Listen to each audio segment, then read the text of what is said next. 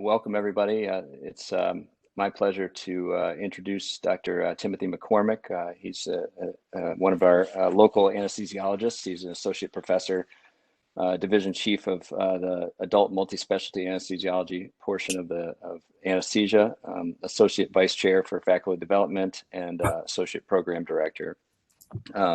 He did his residency at Walter Reed, and I'm sure he and Dr. Resnick would love to meet to discuss the bureaucracy of military healthcare. He's going to talk to us today about enhanced recovery after spine surgery, emerging trends. The goal of this talk was to get some insight for spine surgery, but of course, I think a lot of these tools and techniques can be broadly applied. So I think it's important for everybody, and certainly discussing this as regards cranial surgery is also important. I think enhanced recovery is really important more from a systems perspective, although it is helpful from a patient perspective. But the less resources the patients need in the hospital, the better off the overall system is. And so I think this is a really important topic. So thanks, Tim, for taking the time to speak with us. Appreciate it. It's my pleasure. Thank you for having me. I really appreciate it. I got interested in this topic back when I was a resident, and it was kind of one of those hot topics that was up and coming, and it still is, for that matter, in different specialties. So we'll just go ahead and get started here. Basically, I'm starting from kind of the beginning because I don't know what everybody understands or knows about ERAS or enhanced recovery protocols. It's variable even among anesthesiologists, though we have literature on it all the time. So forgive me if I'm repeating myself or if you've seen this topic before, but I'm going to kind of start from the beginning and kind of go to the present. So most basically, what are they? Well, you're basically looking at a multimodal, multidisciplinary intervention, applying it a change that we know is evidence-based across the entire kind of perioperative encounter, and hoping for an accelerated postoperative recovery and reduced morbidity. So sounds simple, sounds really easy. Actually, it sounds like a good idea. And back in 1995, Dr. Henrik Kehlet kind of coined this ERAS term. He's a Danish general surgeon, and this is kind of the article from the Lancet in 1995. And basically, he just looked at how can we do things a little bit better, and this is kind of what he came up with. It's just a case series, so it wasn't really a huge deal at the time, but it turned into a big deal. Basically, the article, this kind of simple article, talked about an 8-patient case series, but using different things, using an epidural to minimize opioids to minimize ileus, early mobilization, getting people up and walking.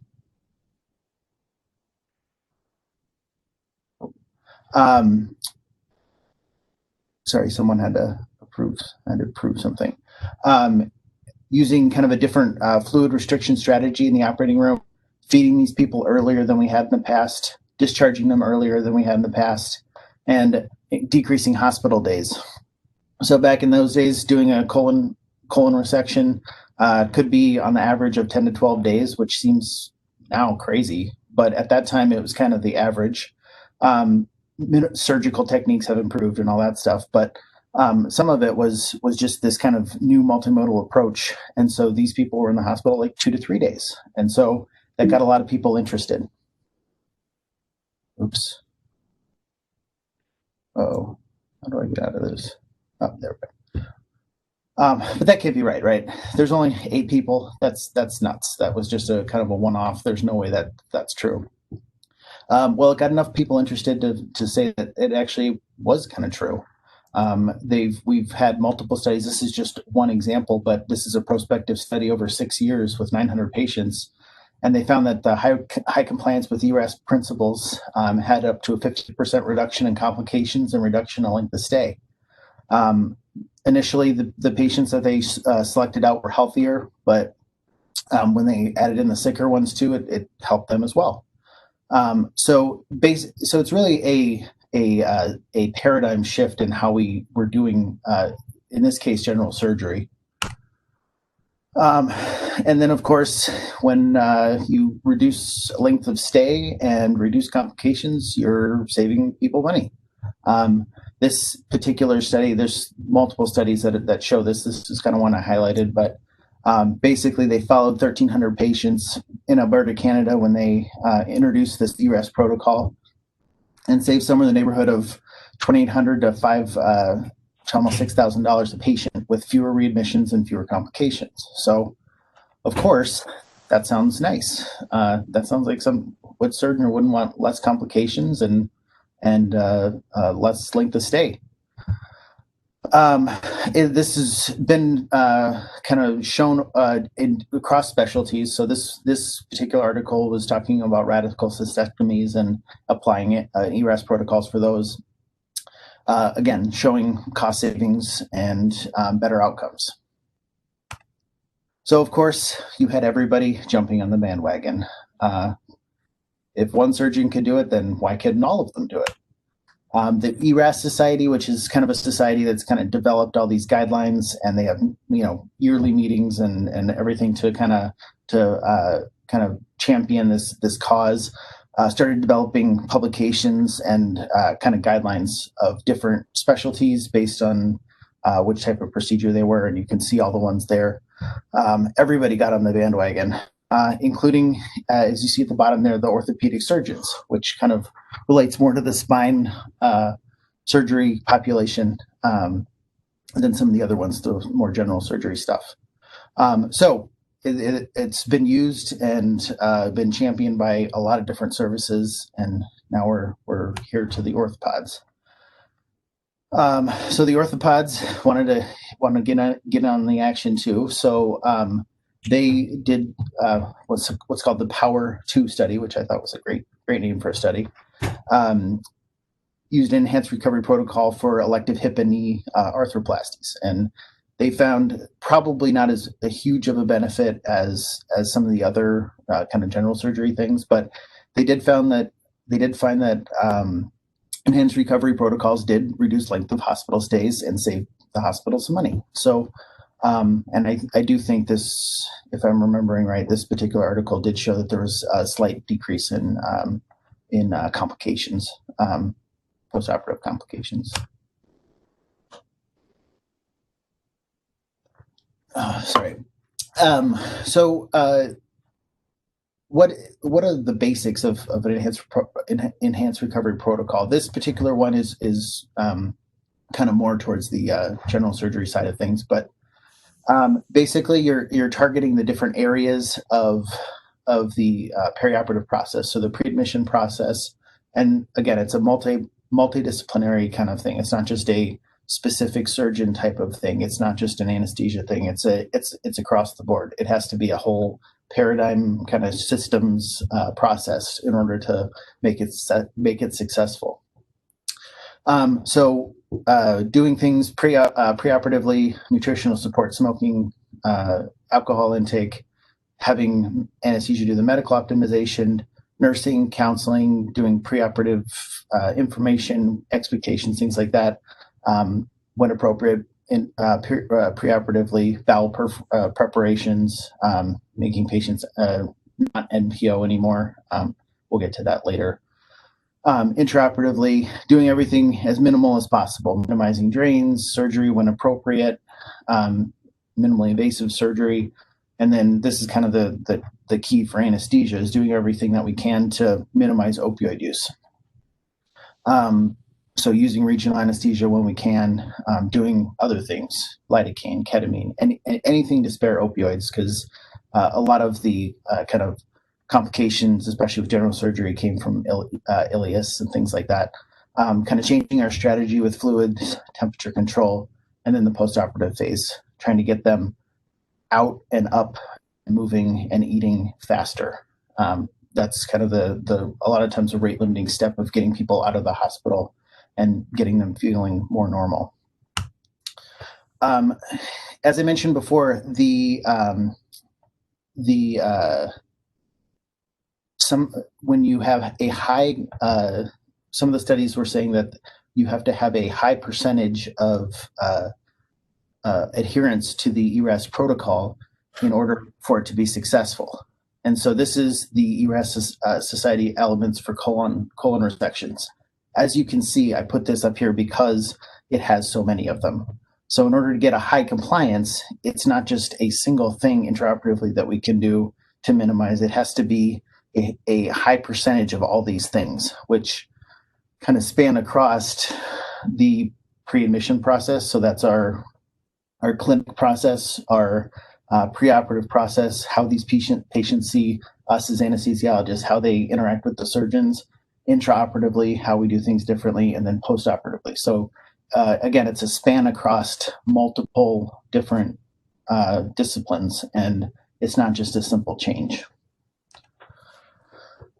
So what about the evidence in ERAS for spine surgery? Well, not so much as everything else quite yet. Tim, can I ask you a question? Just I know that you may have this later on, but we have been doing some ERAS protocols at UW for a long time, especially in colorectal. Do you know how good the compliance has been for those programs?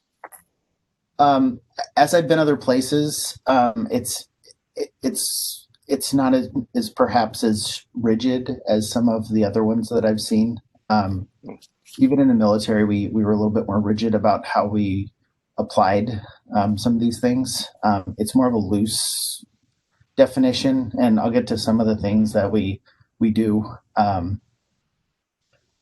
But in general, it hasn't been, from what I've seen at least, I haven't seen a real huge, very, very strong adherence to some of the principles. And yeah.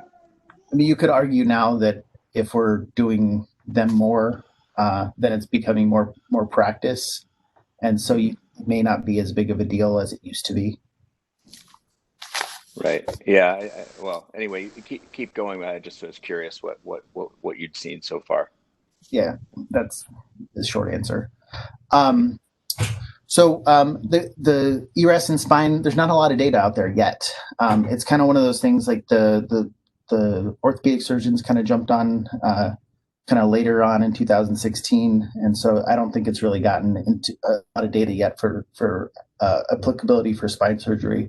Part of the issue is I only saw 4 or 5 true really articles about it, and they're all different. So some of them were minimally invasive, some of them were major spine, some of them were laminectomies. You guys might know a little bit more than me. That's just on a kind of cursory literature search that I did. But still, we're not quite there in terms of true data and outcome data for spine surgery. But I think we could make some kind of intuitive leaps just about what we've seen from the general surgery side, from all the other GYN side, and that kind of thing.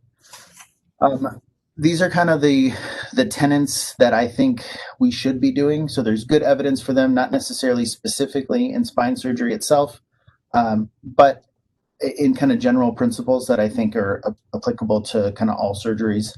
Some of these have been taken with the reference on the bottom from a Cleveland Clinic spine ERAS protocol that they put together. It doesn't have any data yet. They said they're planning on putting data out. But this is kind of some of their recommendations. Some of it's based on data, some of it's not. Smoking cessation, I think we can all agree smoking is bad for elective surgery. It's just not good. I'm sure you guys know more than I do in terms of how often you see infections and problems with fusions and things like that.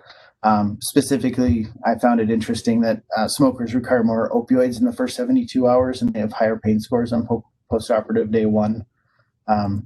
So smoking is bad.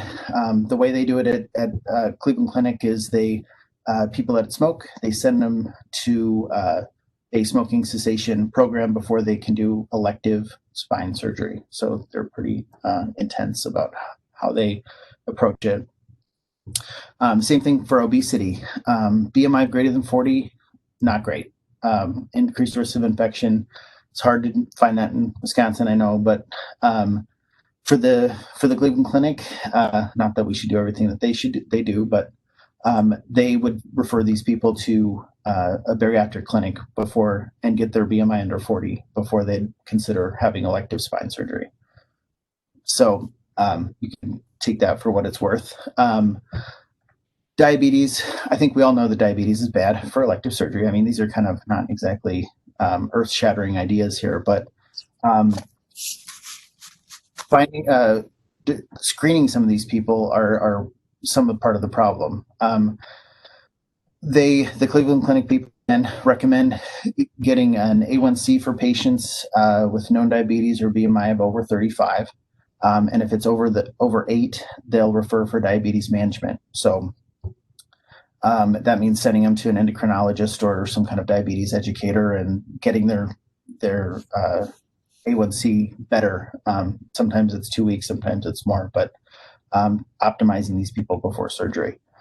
And then something interesting that I came across in a different article found that all levels of anemia were associated with an increased length of stay and worse outcomes at 30 days in spine surgery. And this is they defined that level of anemia as 10. So these people as an outpatient having elective surgery were under 10 for some reason, whether that be just chronic iron deficiency or whatever. So these people, screening for anemia, it was one of the important things that they found. Again, what should we be doing? Probably the easiest thing, giving Tylenol and pre-op. That's what we do. We do that all the time. Usually part of many ERAS protocols throughout all general surgery, GYN, everything. It's kind of a gimme. Doesn't hurt anybody unless they have liver disease, which we don't give. PONV prophylaxis, we again do this on the regular, so that's not anything earth-shattering.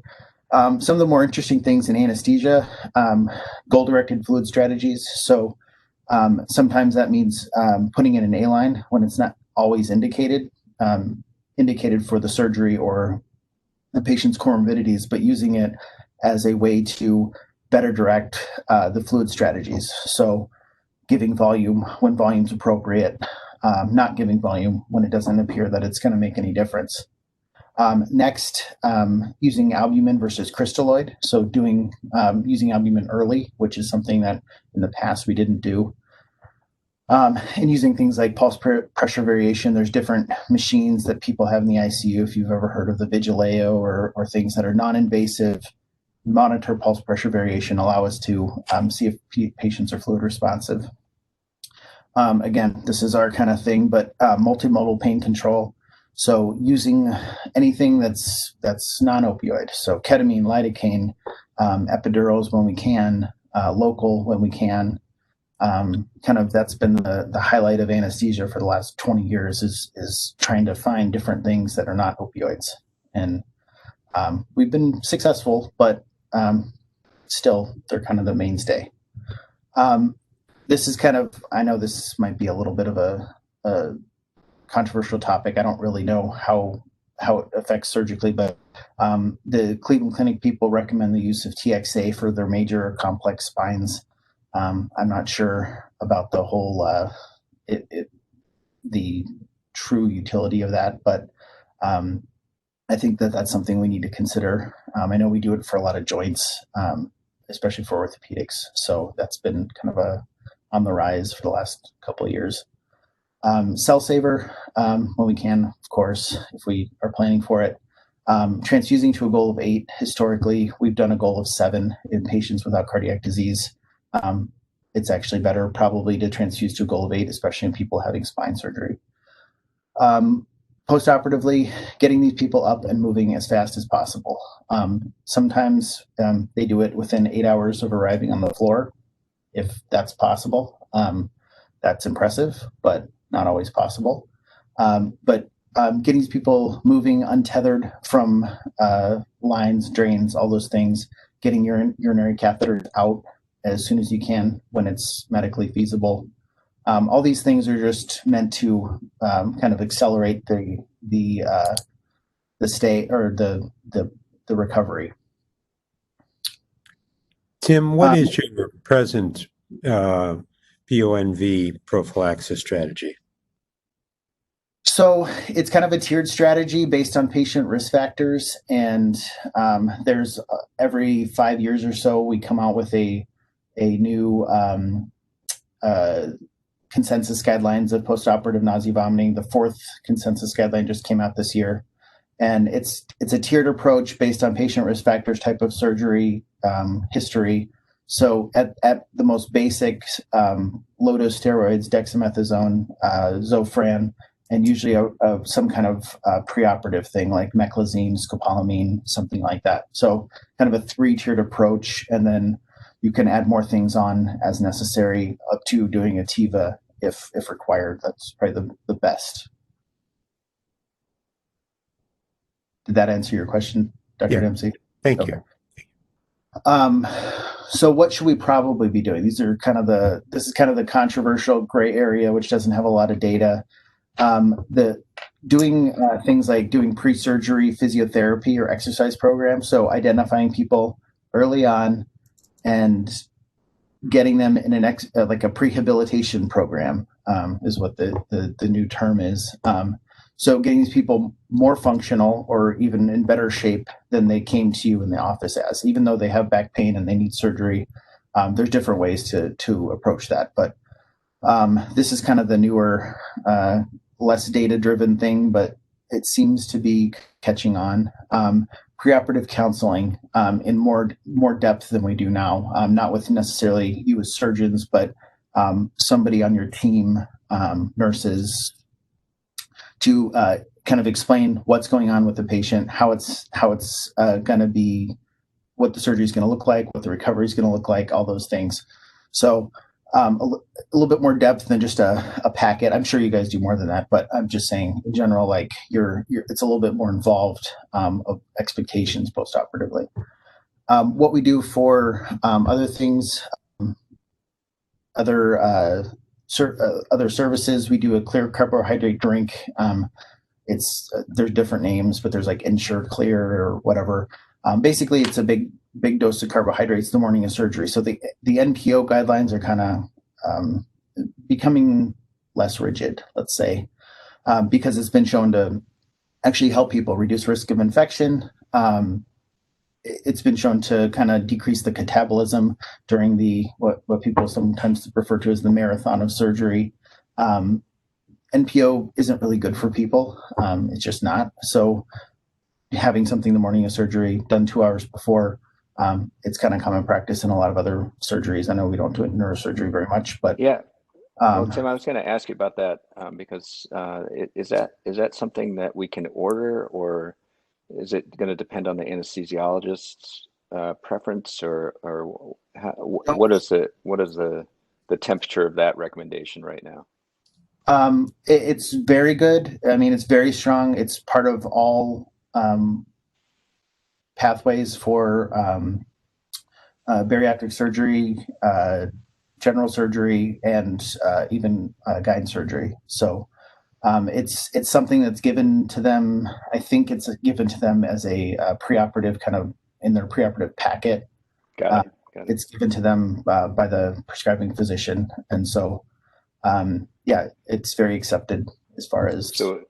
So that particular one, we would not necessarily run into a problem of having surgery delayed or canceled because because it's already being used so routinely for other surgeries, correct? Correct. Yeah. Okay. I mean, it's a guideline within the ASA, the American Society of Anesthesiology now. So it's real deal. Yeah. One of the more, I'll just briefly mention the next one, methadone. It's more of an interest to me. But methadone actually is controversial sometimes just because of how long acting it is and the comfort level of people. But in general, there's actually good data to show that after 3 months, even post-surgery up to 3 months, people have less pain when given a single dose of IV methadone intraoperatively compared to like standard dilaudid. So it has lasting effects up to 3 months, which I thought was really interesting. But there's been multiple studies on methadone and how good it is because it works differently than other opioids, and how long it works. But a lot of it's regional and a lot of it's kind of comfort level and what to do with these people afterwards. Should we be monitoring them in a more monitored setting, or just because the half-life of it can vary from 8 to 56 hours. So it's just all over the board. But it's kind of a cool drug. So that's kind of a gray area even among anesthesiologists, just because it depends on where you trained and how often you use it. And then the post-operative things, early feeding, getting them eating early. Ketorolac, the Cleveland Clinic, when not recommended doing for their spines, Ketorolac for the first 24 to 48 hours. I know that that's a hot topic among orthopods and bone people, given the bleeding risk. So that's not coming from me, that's coming from them. So, and then trying to get people off of IV fluids, getting them drinking, eating. Again, that's kind of a common theme.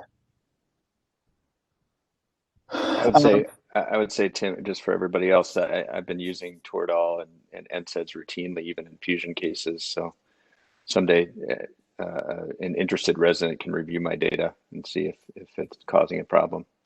But it seems good so far.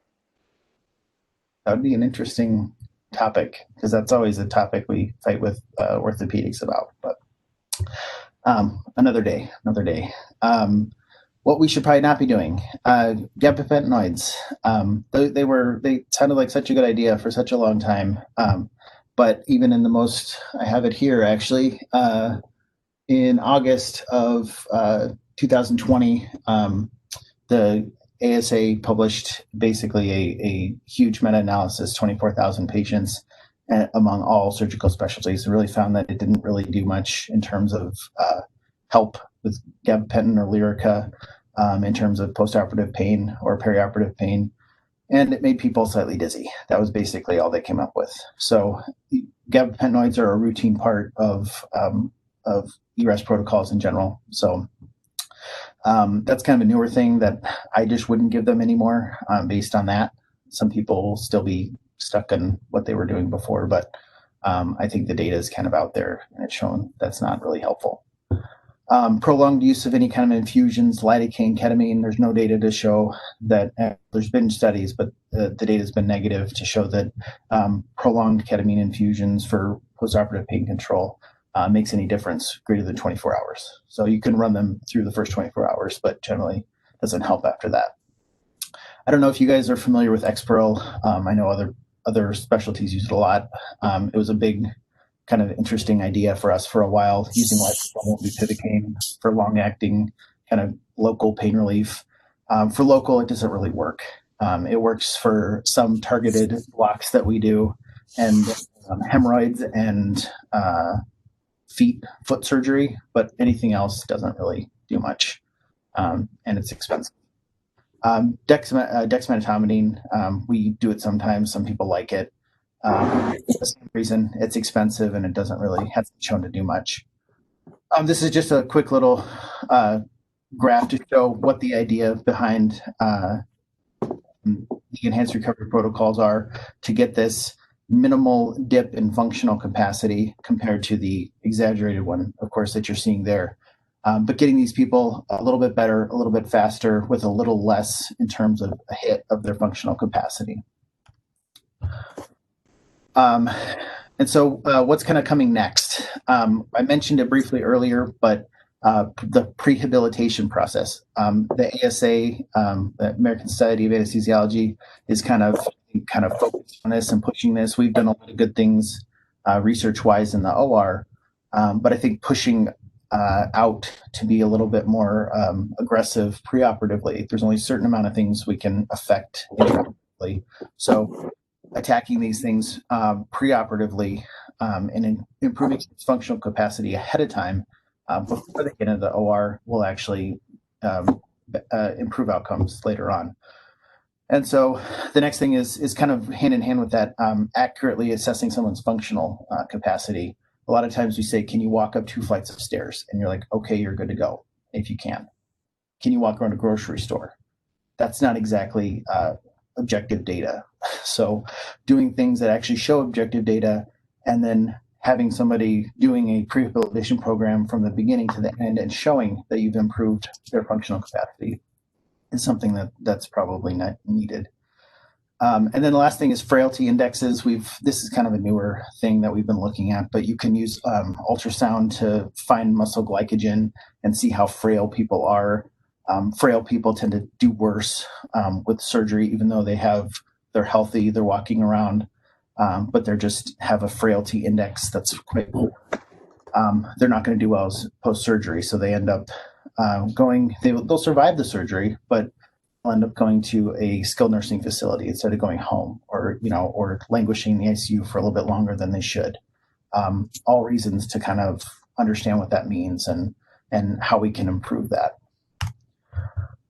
This is just a kind of an idealized version of what a prehabilitation program would do to somebody, and it's identifying these patients early. So get them booked for surgery and then start this program. So so if you're 6 weeks out from an elective surgery, you have 6 weeks to train for your marathon, and so that gets you up, and maybe you have a pretty decent major spine surgery, and it dips you down to, or even neurosurgery for that matter, or intracranial surgery, dips you down to a line of dependency where you're still able to function, not have to go to a rehab facility or something like that. That's the ideal version of this, but and get you better faster and to a better place than you would be otherwise. And then, like I mentioned with the cardiopulmonary exercise testing, it actually shows that patients undergoing elective surgery have less length of stay when they do better on this exercise testing. And this is patients who would have probably just passed a regular screening. Hey, can you walk up a flight of stairs type of thing. So it's comparing patients that are probably less functional than they let on to be, or they're just not telling you the truth, which people tend to do sometimes. This is what it looks like, and these two guys look very happy about it. So I'm sure it'd be a lot of fun. But basically, you're using this machine to give you a targeted, objective data that you're improving your exercise interval, and this is just kind of showing you kind of the old way of thinking and maybe what's coming next. I'm sure we do some of this already. It's not like this is brand new stuff, and we're trying to incorporate little things at a time. But in this case, at least from the anesthesia perspective, patients get all the way through, get their surgery scheduled, get their diagnostic tests and all this stuff, and then now that it's time to see if they can actually be ready for surgery. And then they're like, okay, that's between 2 and 14 days from surgery, and then we get them through surgery, as opposed to perhaps maybe the new way of doing things, which is getting them seen and staged. How that's done is complicated, and which is why it hasn't been done already. But getting these people screened from a nutritional standpoint, doing a frailty assessment, trying to get these people a little bit more ready for surgery well ahead of time, going to surgery school, things like that, and then doing all those things that we mentioned for the recommendations, screening for anemia, diabetes, prehabbing exercise, doing all these things in well advance of the surgery, not just trying to categorize these people with a primary care visit 2 or 3 days before, or even a week or a month before. And then getting these people a little bit more into an individualized perioperative package, which sounds nice, but you're basically trying to objectively stratify people in a little bit more comprehensive way than we have in the past. And so that's what ultimately pre-op clinics and things and surgical homes, that's what the goal is eventually. And I think we'll see it in the next, hopefully 10 years, maybe sooner. UW is working to try and do a preoperative clinic that's a little bit more in this kind of vein. So it's a little bit more of a perioperative surgical home type of thing, And that's what the ASA is really pushing for us as anesthesiologists, to be more perioperative physicians as opposed to just intraoperative physicians. So that's all I have. I would welcome any questions, comments. Being this a multidisciplinary grand rounds, I'd be happy to hear your thoughts.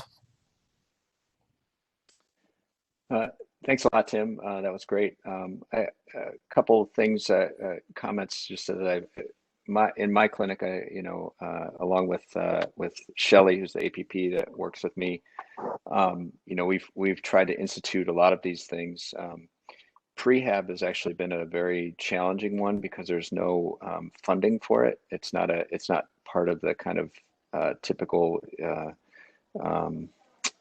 Typically what insurance would pay for. I know in some orthopedic procedures, knees and things like that, prehab actually is part of their kind of package of what they pay for. So that's been a challenge, but I think it's a very helpful part of things. And then the most important comment I'll make is just thinking about the care of patients as an episode, as opposed to just being the surgery. It's the things that happen before surgery, and then the things that happen during, and then things that happen after. I think that's the most important aspect of kind of packaging this under a heading, which is called enhanced recovery after surgery. But I think it mostly is the goal is to try and think about all the aspects, including the residents that rotate my clinic will see that I ask about what the patient's home is like, in the first visit, to figure out if they're going home or if they're going to be going to a nursing home, beforehand rather than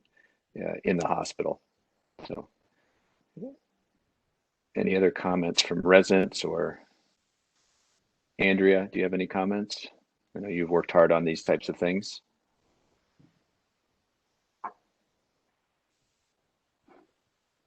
I have a question, then. Yep. Tim, I know this is probably not within the purview of your talk, but one thing that's missing is preoperative genomics and assessing the intrinsic risk of an individual for thrombosis, for infection, for a variety of different complications that happen peri-op. I mean, this is something that I think Kirk Hogan, put out 20, 30 years ago. And somehow, even to this day, with the advent of all these sophisticated genomics techniques, we're not hearing a lot about it. Do you have any comments? In general, I agree. I don't have any. It's really not on the currently, as far as I'm aware, not really on the radar for the ASA. I'm sure in some way it is, but and I haven't heard much from Kirk, even though he works in our department, about it recently. It's something that should be addressed. I guess the cost of it and what the cost benefit analysis of it would be is unknown, and how common things are to get screened enough to do these kind of tests. I'm not aware of anything that currently that a real big push from the ASA to get this done. So I guess the short answer is no. I'm not really aware of much. The obligation here is on us to make the case with hospital, with our teams, and with government that this is cost effective and good for patients. That's the real issue here. If we continue to do things the way we've always done them, they'll be slow, inefficient, and expensive. But we have to make the argument that good care is economically sound. And I think that's on us to do that. Right. Yeah. I would agree, but I think that we also need to look at it systematically so that we know what is and isn't working and helping. Yeah, I think that's another challenge here is that Right. when you institute these types of programs, they're actually a group of variables. They're not just one variable, and that's extremely hard to to identify which variable is actually creating the benefit. It's probably a little bit of all of them. So there's a bit of a scientific leap of faith in this situation, which is challenging for the kind of academic side as opposed to the kind of systems-based side of thinking about these problems. So I think that's been a challenge. But remember, there's funding for this. I mean, the United grant is basically has a large portion of it is embedded into the grant is a study to see what actually works in that specialized population, as opposed to what we put out there that everybody should do. Do they actually do it? Is it effective, or is it just a waste of time and speech? And that Right. they funded it, so it's doable. Yeah. Okay. Greg Trost, you on the line? Do you have any comments about this? Been doing this a few years. This is stuff that Mike Wang has talked about this a lot. Right. Yep. So I think it's interesting. I think there's more literature out there from Mike's stuff, but it's all MIS stuff. Right. Well, I think that goes back to one that other thing I want to say. Yeah. If any of the residents are on, Darnell and I are going to be in the lab starting shortly till about 12. But I think ERAS it's an interesting topic, but I think we help appropriate protocols to think how to work. Cool. Well, Tim, thank you very much for your time. We really appreciate it. I'm sure we'll be talking more as we come up with some ideas. Sure. Thank you for having me all. I appreciate it.